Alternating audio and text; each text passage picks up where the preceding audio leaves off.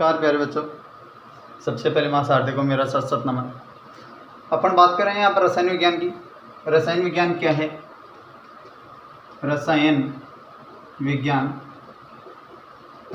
विज्ञान की शुरुआत यदि बेस से नहीं की जाएगी तो कुछ समझ में नहीं आता है। उसी के लिए मैंने कुछ टॉपिक, जैसे पिछले पार्ट में अपन ने यहाँ पर देखा था वैलेंसी यानी कि संयोजकता, परिवर्तनशील संयोजकता, आवर्त सारणी, उसमें पाए जाने वाले कुल तत्व यानी कि कितने तत्व खोजे जा चुके हैं उसके बारे में अपन ने बात कर ली। आज बात करेंगे अपन इलेक्ट्रॉनिक विन्यास,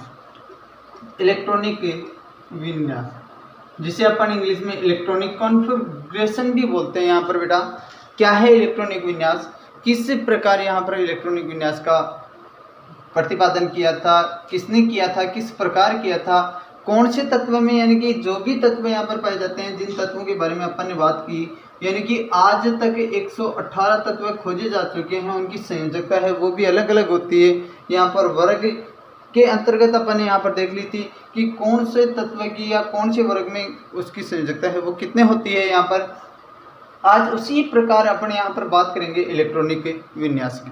इलेक्ट्रॉनिक विन्यास में क्या है, सबसे पहले इलेक्ट्रॉनिक विन्यास के लिए यदि अपन बात करें तो इलेक्ट्रॉनिक विन्यास में जैसे अपन ने यहाँ पर संयोजकता के लिए बोर और ब्यूरी की अवधारणा पढ़ी थी, जिसमें अपन ने पढ़ा था कि 2n² सूत्र के अकॉर्डिंग यहाँ पर जो कोष पाए जाते हैं K, L, M, N और O, यानी कि बोर और ब्यूरी की अवधारणा में इसमें पढ़ा था कि K कोष में कितने इलेक्ट्रॉन, L में कितने, M में कितने, N और O में अधिकतम कितने इलेक्ट्रॉन भरे जा सकते हैं। यहाँ पर इनको तो अपन ने नाम दिया था बेटा, यदि याद हो आपको तो कोष। आज बात करेंगे अपन उपकोष की। ये उपकोष यहाँ पर इसको कितने भागों में यहाँ पर डिवाइड कर रखा है, तो इसमें आवर्त सारणी के अंतर्गत इन तत्वों को उपकोषों में 4 भागों में यहाँ पर डिवाइड कर रखा है बेटा। वो 4 भाग कौन कौन से हैं? एक है S, दूसरा P, D और एक F। SP और DF के अंतर्गत यदि देखें तो ऐसे जो उपकोष होता है उसकी संरचना में शॉर्ट में आपको बता दूं, गोलाकार संरचना होती है। इसमें कम से कम एक और अधिकतम यहाँ पर 2 इलेक्ट्रॉन भरे जा सकते हैं बेटा। उसके बाद में बात करें अपन P उपकोष की, तो P उपकोष 3 प्रकार के होते हैं, जिसमें PX, दूसरा PY और तीसरा होता है PZ। इनमें एक, जैसे PX की बात कर लें तो PX में कम से कम एक और अधिकतम 2 इलेक्ट्रॉन भरे जा सकते हैं, PY में भी कम से कम एक और अधिकतम 2 और PZ में भी कम से कम एक और अधिकतम 2, अर्थात कम से कम एक और अधिकतम यहाँ पर कितने इलेक्ट्रॉन फुली फील्ड किए जा सकते हैं? 6 इलेक्ट्रॉन यहाँ पर फुली फील्ड किए जा सकते हैं। किसकी बात करें अपन? P उपकोष की बात करें बेटा। P उपकोष के बाद में बात करें अपन D की, तो D की जो संरचनाएं होती हैं वो 5 टाइप की होती हैं। वो कौन कौन सी हैं याद रखो बेटा, जूनियर सीनियर में आपके काम में भी आती हैं। वो सबसे पहले है DXY, DYZ, DXZ, D3 तो ये हो गई, चौथी है DX² - Y² और 5वीं है अपनी DZ²। इस प्रकार D की ये 5 संरचनाएं पाई जाती हैं और पांचों में कम से कम यहाँ पर एक और अधिकतम यहाँ पर कितने इलेक्ट्रॉन फुली फील्ड किए जा सकते हैं? 10 इलेक्ट्रॉन यहाँ पर फुली फील्ड यानी कि भरे जा सकते हैं। बात करें F की, तो F में 7 प्रकार की संरचनाएं होती हैं और उनको याद रखो बेटा। आप तो शॉर्टली MSc लेवल में नहीं जाना है अपने को, जूनियर सीनियर और कंपटीशन एग्जाम से यदि देखें तो F ब्लॉक में कम से कम एक और अधिकतम यहाँ पर कितने इलेक्ट्रॉन भरे जा सकते हैं? 14 इलेक्ट्रॉन यहाँ पर भरे जा सकते हैं। ये बात हो गई किसकी? अपने बेटा उपकोष की। सबसे पहले बात, जैसे संयोजकता में अपन ने कोषों को याद किया था, उसी प्रकार इलेक्ट्रॉनिक विन्यास के लिए उपकोष अपने लिए अनिवार्य होते हैं। अब उपकोषों के अलावा ये 4 उपकोष जो अपन ने देखे हैं उनको मैं यहाँ पर अलग लिख रहा हूँ, S, P, D और L। ये 4 उपकोष हैं, उनमें भी इलेक्ट्रॉन है वो किस प्रकार यहाँ पर भरे जाते हैं उनके बारे में यदि अपन देखें तो सबसे पहले इनका क्रम जो होगा, उस क्रम को क्रमबद्ध रूप से जो जमाया था वो एक वैज्ञानिक थे अपने आप-बाऊ सिद्धांत, जो सिद्धांत आपकी जूनियर केमिस्ट्री में यहाँ पर आता है और जूनियर के साथ में यहाँ पर आगे भी कंपटीशन एग्जाम के लिए बहुत इंपॉर्टेंट है।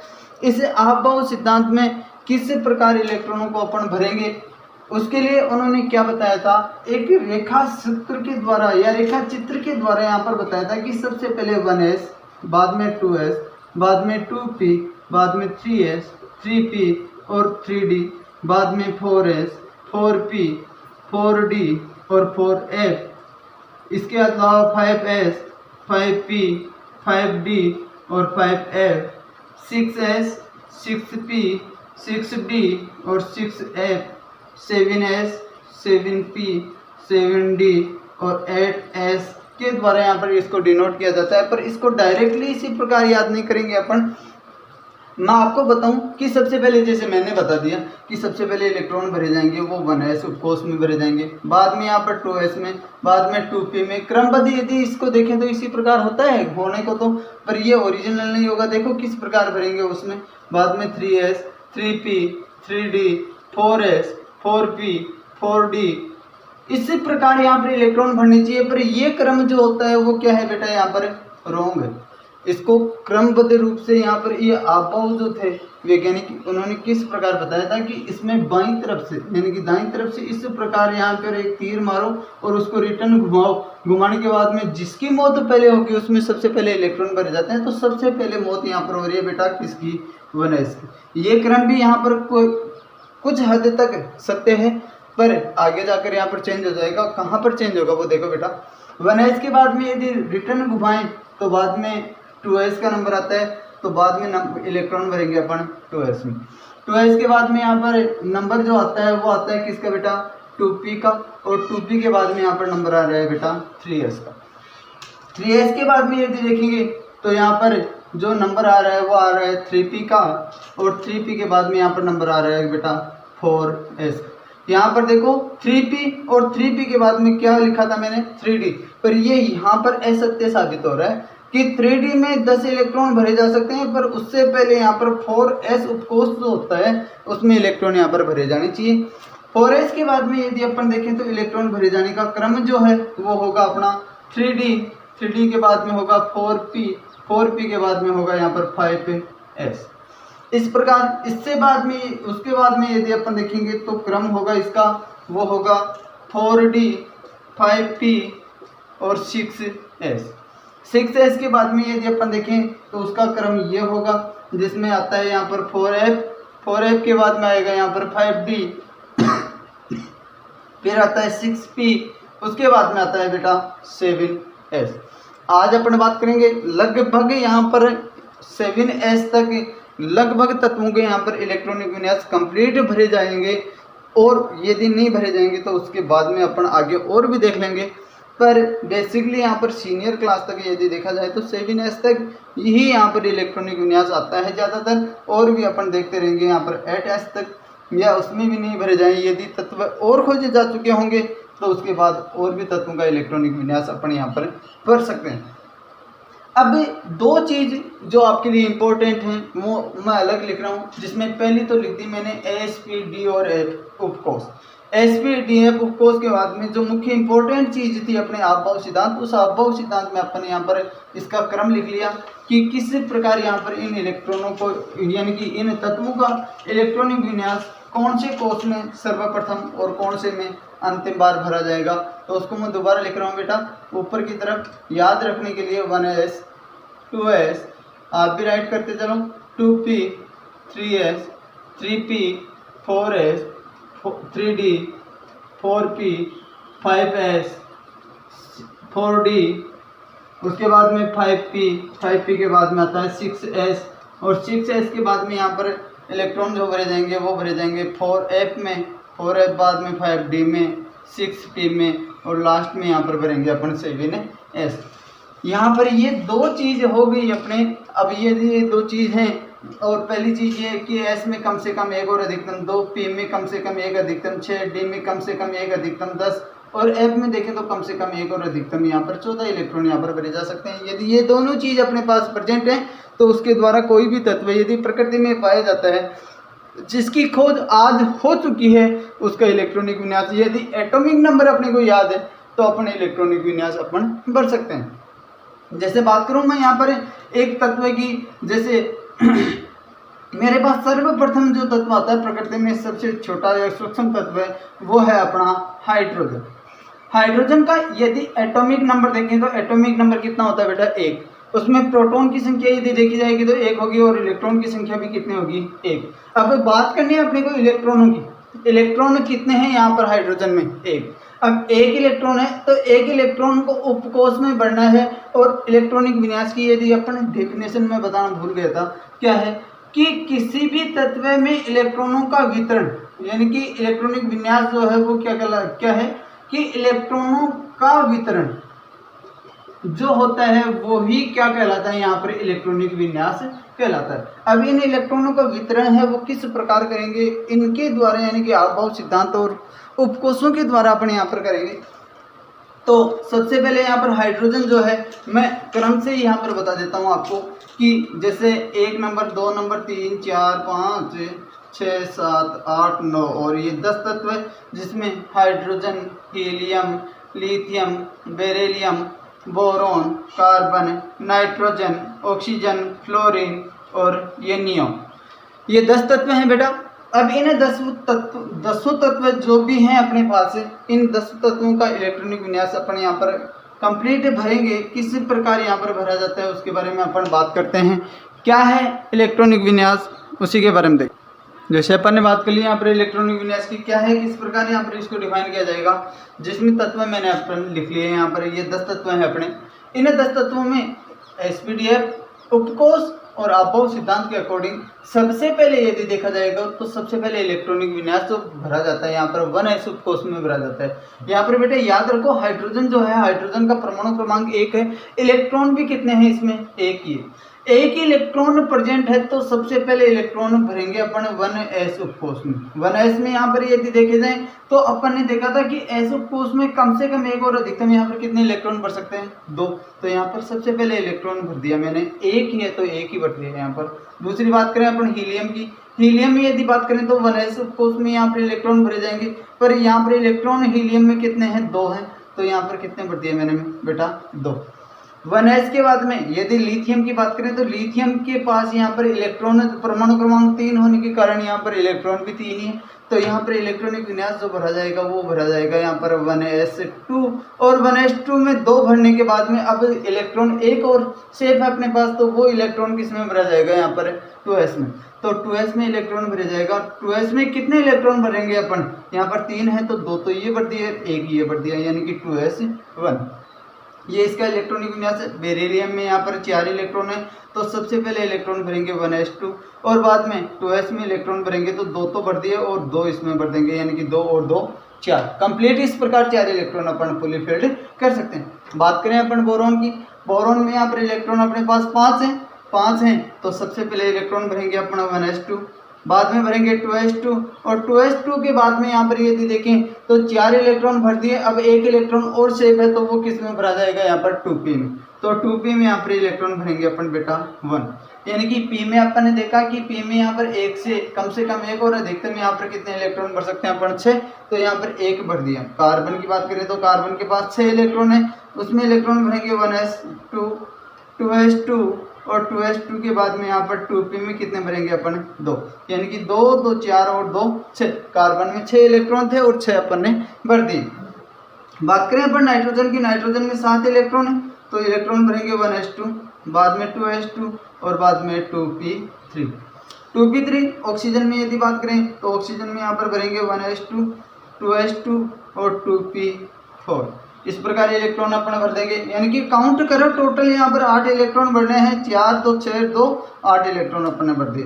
फ्लोरीन की बात करें तो फ्लोरीन में 9 इलेक्ट्रॉन है एटॉमिक नंबर के अकॉर्डिंग, तो यहाँ पर इलेक्ट्रॉन भरेंगे 1s2, 2s2 और 2p5, यानी कि 5 इलेक्ट्रॉन भर देंगे। 5 और 2 7, 7 और 2 9, इस प्रकार 9 इलेक्ट्रॉन भरे जा सकते हैं। बात करें अपन नियोन की, 10 इलेक्ट्रॉन है, इलेक्ट्रॉन भरेंगे 1s2, 2s2 और 2p6।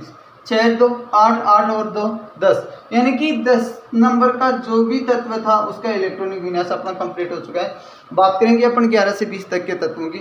इसी प्रकार आगे क्रम से अपन देखते चलेंगे किस प्रकार इलेक्ट्रॉनिक विन्यास यहाँ पर भरा जाता है। उसमें कोई अपवाद आएगा, उस अपवाद के बारे में भी देखेंगे अपन, क्यों होते हैं अपवाद, किस प्रकार इनमें इलेक्ट्रॉनिक विन्यास विपरीत भरा जाता है, किसके अकॉर्डिंग, आबोह सिद्धांत के अकॉर्डिंग क्यों भरा जाएगा, उसका कारण भी अपन देखेंगे। बात करें अपन 11 नंबर के तत्व की, 11 12 13 14 15 सो 16, 17, 18, 19 और ये 20, यानी कि 20 में तत्व तक के इलेक्ट्रॉनिक विन्यास अभी देख रहे हैं अपन। तो hydrogen, helium, lithium, beryllium, boron, carbon, nitrogen, oxygen, fluorine, neon. Neon के बाद में आता है यहाँ पर sodium, magnesium, aluminium, silicon, phosphorus, sulphur, chlorine, argon, potassium और ये लास्ट में 20 नंबर का तत्व है वो है कैल्शियम। इन तत्वों में एटॉमिक नंबर के अकॉर्डिंग ही इलेक्ट्रॉन प्रेजेंट होते हैं। जैसे 13वें नंबर का तत्व एल्यूमिनियम है तो 13वें नंबर में यहाँ पर 13 इलेक्ट्रॉन प्रेजेंट है, उसमें भी इलेक्ट्रॉनिक विन्यास अपन इसी आपका सिद्धांत के अकॉर्डिंग भरेंगे। तो सोडियम में 11 तत्व हैं तो 11 इलेक्ट्रॉन हैं, तो 1s2, 2s2 और 2p यहाँ पर अपने लास्ट में हो गया था 6, यानी कि p में अपने इलेक्ट्रॉन कंप्लीट भरे जा चुके थे। अब 2p के बाद में यदि इलेक्ट्रॉन भरे जाएं तो वो भरे जाएंगे 3s में। 3s में यदि देखें तो इलेक्ट्रॉन अपने पास कितने बचे हुए हैं, एक। अब एक इलेक्ट्रॉन यदि सेफ है तो एक इलेक्ट्रॉन 3s में भर देंगे, 3s1। मैग्नीशियम में यदि देखेंगे तो 1s2, 2s2, 2p6 और 2p6 के बाद में 3s और 3s में कितने इलेक्ट्रॉन भरेंगे, काउंट करो, 6, 2, 8, 2, 10, 10 हैं कितने अपने पास 12, तो s में भरे जाएंगे अधिकतम अपने पास 2। एल्यूमिनियम में बात करें तो एल्यूमिनियम में 1s2, 2s2, 2p6 और 3s2, यानी कि s में कंप्लीट भरने के बाद में यदि देखेंगे तो s के बाद में यहाँ पर कौन सा उपकोष आता है अपना 3p, और 3p में यहाँ पर इलेक्ट्रॉन भरेंगे वो कम से कम एक और अधिकतम यहाँ पर कितने भरे जा सकते हैं 6, तो हैं ही अपने पास एक ही, तो एक इलेक्ट्रॉन भरेंगे। काउंट करके देख लो, 2, 2, 4, 6, 10, 10 और 2, 12, 1, 13। एल्यूमिनियम में 13 इलेक्ट्रॉन थे और अपन ने 13 इलेक्ट्रॉन यहाँ पर भर दिए।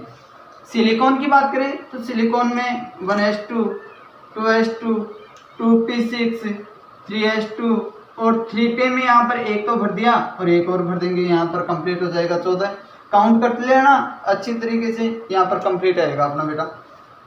फास्फोरस की बात करें तो फास्फोरस में 1s2, 2s2, 2p6, 3s2 और 3p में यहाँ पर 3 भरे जाएंगे, यानी कि 2 और 2 4, 6, 10, 10 और 2 12, 12 3 15। फास्फोरस का एटॉमिक नंबर 15 और इलेक्ट्रॉन भी कितने हैं यहाँ पर 15 ही है, तो 15 अपन यहाँ पर भर दिए हैं। बात करें अपन सल्फर की तो सल्फर में यहाँ पर देखेंगे इलेक्ट्रॉनिक विन्यास 1s2, 2s2, 2p6, 3s2, 3p और 4, यानी कि 4 अंतिम कोष में यहाँ पर उपकोष में अपने इलेक्ट्रॉन भरेंगे। बात करें अपन क्लोरीन की तो क्लोरीन में यहाँ पर 1s2, 2s2, 2p6, 3s2 और 3s2 के बाद में 3p, 4 के बाद में आता है यहाँ पर 5। काउंट कर लो एक बार दोबारा, 2, 2, 4, 6, 10, 10, 2, 12, 12 और 5, 17। क्लोरीन में 17 ही एटॉमिक नंबर और इलेक्ट्रॉन भी यहाँ पर 17 ही है, तो 17 इलेक्ट्रॉन अपन यहाँ पर फुली फिल्ड कर दिए हैं। आगे बात करें अपन आर्गन की तो आर्गन में यदि देखें तो 18 इलेक्ट्रॉन है, उसको बढ़ते हैं अपन 1s2, 2s2, 2p6, 3s2 और 3p6। अब देखो बेटा p उपकोष में अपन यहाँ पर देखा था कि 6 इलेक्ट्रॉन अपन अधिकतम भर सकते हैं। 6 इलेक्ट्रॉन भरने के बाद में यदि अगला वाला कौन सा आता है यहाँ पर 4s, तो 4s यदि आता है तो 4s में अपने को मालूम है कि कम से कम एक और अधिकतम यहाँ पर 2 इलेक्ट्रॉन भर सकते हैं, तो s में यहाँ पर 1 इलेक्ट्रॉन बचा हुआ है, तो 4s में कितने इलेक्ट्रॉन भर देंगे अपन 1 इलेक्ट्रॉन यहाँ पर भर देंगे। देख लो एक बार काउंट कर लो सही है या गलत है अपना, यहाँ पर मैंने कोई गलती तो नहीं की। याद करो 2 और 2 4, 6 10, 10 और 2 12, 12 और 6 18, 18 और 1 19। यहाँ पर आपने ध्यान दिया हो तो मैंने गलती से लिख दिया ये कि 18 आर्गन है तो 18 आर्गन को 18 भरेंगे, 4s में इलेक्ट्रॉन अपन नहीं भरेंगे। 4s जो कोष आएगा अपना वो पोटेशियम में आएगा। पोटेशियम में देखो क्या है कि 1s2, 2s2, 2p6, 3s2 और 3s2 बाद में 3p6। अब देखो इसमें 18 तो भर दिए, बाकी अपने पास 1 है, तो 1 को भरने के लिए यहाँ पर 4s में भरेंगे और 4s में यहाँ पर कितने इलेक्ट्रॉन भरेंगे अपन बेटा 1 इलेक्ट्रॉन यहाँ पर भरेंगे। आगे कैल्शियम यानी कि 20 नंबर का तत्व है, 20 इलेक्ट्रॉन अपने पास, तो 1s2, 2s2, 2p6, 3s2, 3p6 और 4s में यहाँ पर काउंट करो एक बार, 2 2 4 6 10 10 2 12 12 6 18 18 से यहाँ पर लास्ट में यहाँ पर अंतिम में 2 इलेक्ट्रॉन यानी कि 20। इस प्रकार 20 इलेक्ट्रॉन अपने यहाँ पर फुली फिल्ड कर सकते हैं। ये 20वें तत्व का इलेक्ट्रॉनिक विन्यास अपना कंप्लीट हो गया। अब बात करेंगे अपन यहाँ पर 21 से लेकर 30 तक के जो भी तत्व हैं अपने, उनमें इलेक्ट्रॉन किस प्रकार इलेक्ट्रॉनिक विन्यास में भरे जाएंगे और कौन सा क्रम होगा, उसमें कोई अपवाद तो नहीं है, उन अपवादों की भी बात करेंगे। यहाँ पर यदि आपने ये राइट कर लिया हो तो तुरंत राइट भी करते जाना, देखते रहो किस प्रकार अपने इलेक्ट्रॉनिक विन्यास बढ़ते हैं। अब आगे बात करेंगे अपन, यहाँ पर बात करें 21 से लेकर 30 तक के तत्वों की, जिसमें 21वें नंबर का जो तत्व आता है वो कौन सा है। जिनके 21 2 3 4 5 6 7 8 29 और ये 30, उनको याद करने का, यानी कि 21 से 30 तक के जो भी तत्व हैं उनको याद करने के लिए मैंने एक फॉर्मूला बताया था आपको, यदि याद हो तो, कि स्कीम टाई वाली क्यों मानी फिरे कोई निकला कॉपर और ये जिंक। अब देखो इसको याद करने के लिए मैंने सूत्र ही याद कर रखा है, उसी से यहाँ पर तत्व याद हो गए मेरे को, तो आपको भी इसी प्रकार याद करनी चाहिए कि स्कीम टाई वाली क्यों मानी फिरे कोई निकला कॉपर और जिंक। यानी कि Sc का है स्कैंडियम, Ti का है टाइटेनियम, V का है वेनेडियम, Cr का क्रोमियम, Mn का मैग्नीज, Ap का फेरस, Co का कोबाल्ट, Ni का निकल, Cu का कॉपर और Zn का जिंक। इनका इलेक्ट्रॉनिक विन्यास भर के देखते हैं आज की क्लास में अपन। तो स्कैंडियम में 21 परमाणु क्रमांक वाला जो तत्व है उसमें 21 इलेक्ट्रॉन है अपने।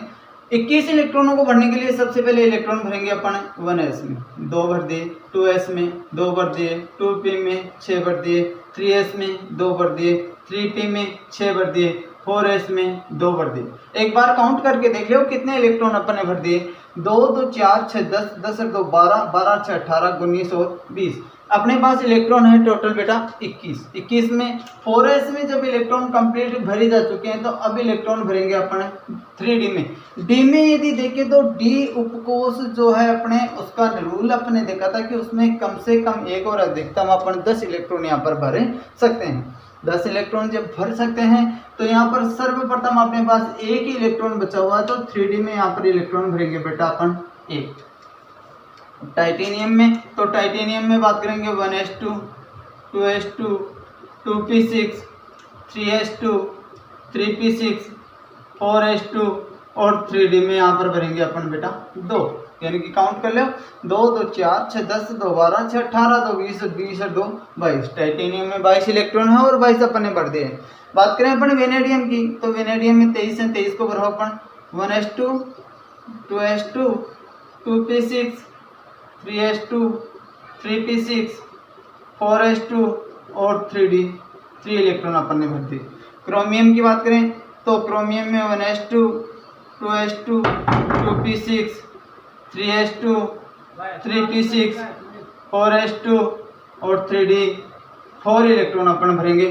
पर याद रखो बेटा यहाँ पर ये एक अपवाद है, उस अपवाद को मैं बताऊंगा आपको किस प्रकार यहाँ पर इसको काउंट किया जाता है। क्या है इस अपवाद की श्रेणी में, अपन ने बात कर ली। यहाँ पर क्रोमियम की, मैग्नीज की बात करें तो मैग्नीज को भी इसी प्रकार अपन भरेंगे 1s2 2s2 2p6 3s2 3p6 4s2 और 3d 5। ये राइट है एकदम, अपवाद यही है। और एक भी अपवाद और देखेंगे अपन, आगे देखते हैं अपन 1s2 2s2 2p6 3s2 3p6 4s2 और 3d 6। आगे बात करेंगे कोबाल्ट की, तो 1s2 2s2 2p6 3s2 3p6 4s2 और 3d 7 इलेक्ट्रॉन अपने यहाँ पर भरेंगे। निकल में देखेंगे अपन 1s2 2s2 2p6 3s2 3p6 4s2 और 3d 8 इलेक्ट्रॉन यहाँ पर भरेंगे। कॉपर में बात करेंगे अपन 1s2 2s2 2p6 3s2 3p6 4s2 और 3d 9 इलेक्ट्रॉन भरेंगे। पर ये भी बेटा अपवाद है, उसको भी अपन देखेंगे क्या है। जिंक की बात करें तो 1s2 2s2 2p6 3s2 3p6 4s2 और 3d 10 इलेक्ट्रॉन यहाँ पर भरे जाते हैं। ये भी एकदम राइट है। ये दो अपवाद हैं, क्यों है इनका कारण मैं बता दूं कि यहाँ पर कॉपर और क्रोमियम जो ये दो तत्व हैं, यहाँ पर डी उपकोष क्या चाहता है कि डी उपकोष में यहाँ पर अपना यानी कि स्थायित्व प्रदान करने के लिए या तो डी कोष में यहाँ पर 5 इलेक्ट्रॉन होने चाहिए या डी कोष में यहाँ पर 10 इलेक्ट्रॉन कंप्लीट जब होते हैं तो उनका स्थायित्व होता है। ये स्थायित्व प्रदान करने के लिए या प्राप्त करने के लिए यहाँ पर अपने अंतिम कोष में 5 या 10 इलेक्ट्रॉन रखने की इच्छा रखते हैं। तो यहाँ पर ये क्या करते हैं, इनको मैं मिटा के आपको शॉर्ट में बता दूँ। यदि राइट कर लिया हो तो, यदि राइट नहीं किया तो दोबारा कर लेना, आगे नहीं आप खुद भी कोशिश करना यहाँ पर किस प्रकार इनका इलेक्ट्रॉनिक विन्यास भरा जाता है। और यदि समझ में नहीं आया हो तो मुझे कमेंट बॉक्स में कमेंट करके बताएं कि सर इसको दोबारा बताएं, तो मैं दोबारा बताने की कोशिश करूँगा। जब तक नहीं समझ में आएगा तब तक बताते रहेंगे अपन। तो यहाँ पर ये अंतिम कोष में उपकोष में यहाँ पर 5 इलेक्ट्रॉन प्राप्त करने के लिए 1 इलेक्ट्रॉन 4s से, यानी कि 4s जो होता है 4s में यहाँ पर जैसे ये 2 इलेक्ट्रॉन है। 3d में यदि बात करें तो d में 5 कोष होते हैं, 1 2 3 4 और 5, उसमें 4 इलेक्ट्रॉन तो यहाँ पर भर रखे हैं, 1 2 3 4। अब इसमें 1 इलेक्ट्रॉन की कमी है, उस 1 इलेक्ट्रॉन की कमी को पूर्ण करने के लिए यहाँ पर 4s से 1 इलेक्ट्रॉन इधर की साइड में यानी कि 3d में चला जाता है।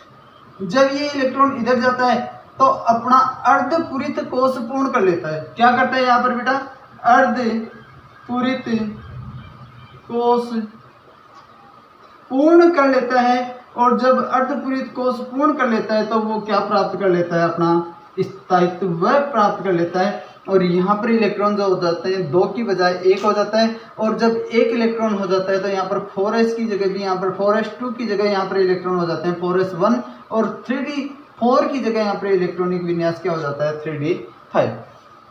उसी प्रकार एज इट इज यहाँ पर कॉपर का भी यही कारण है कि इसमें भी 2 इलेक्ट्रॉन यहाँ पर 4s2 होते हैं और इसमें यहाँ पर 9 होते हैं। अब 9 होते हैं तो यहाँ पर 9 किस प्रकार भरे जाएंगे वो देखो एक बार। 4s2 ये 2 4 6 ये 8 और ये 9 इलेक्ट्रॉन है। अब ये भी अपना स्थायित्व प्राप्त करने के लिए यानी कि स्थायित्व प्राप्त करने के लिए ये अर्धपूरित कोष पूर्ण नहीं करता है, ये करता है यहाँ पर पूर्ण पूरित कोष पूर्ण करता है, जिसके लिए यहाँ पर 4s से 1 इलेक्ट्रॉन इधर की साइड में चला जाता है। जब इस साइड में जाएगा तो यहाँ पर इलेक्ट्रॉन हो जाएंगे, यहाँ पर 9 की जगह कितने हो जाएंगे बेटा 10, और 10 होते हैं यहाँ पर 4s में कितने इलेक्ट्रॉन रह जाएंगे, एक रहते हैं। यहाँ पर इसका इलेक्ट्रॉनिक विन्यास जो चेंज हो जाता है वो हो जाता है 4s1 और 3d9 की जगह यहाँ पर इसका इलेक्ट्रॉनिक विन्यास जो हो जाता है 3d10। इस प्रकार इसका इलेक्ट्रॉनिक विन्यास होता है कॉपर का 1s2 2s2 2p6 3s2 3p6 4s1 और 3d10। ये आज अपन ने देखे हैं 1 से लेकर 30 तक के तत्वों का इलेक्ट्रॉनिक विन्यास।